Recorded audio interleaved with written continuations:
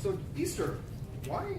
I mean, so we know what Easter is about. We know kind of what that day represents, but why is it called Easter? I mean, do you guys know that it's actually named after a pagan goddess?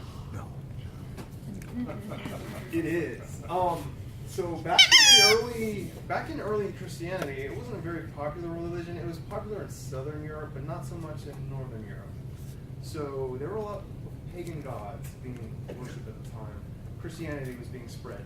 So missionaries were being sent north into the Anglo-Saxon Teutonic tribes, and they had their pagan gods, their pagan rituals, and one of their most important gods was Easter, which was the goddess of spring or offspring.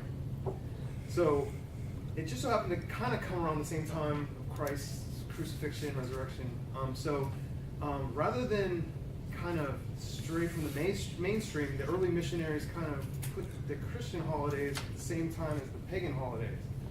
So if you didn't know that, the Christians were off celebrating Easter in their own way, and the pagans were off worshiping Easter in their own way, and they weren't causing any kind of rifts. No one was getting, executed, because if you're worshiping a different god, especially the one that has to do with offspring and harvest and, having a good crop, probably going to be murder.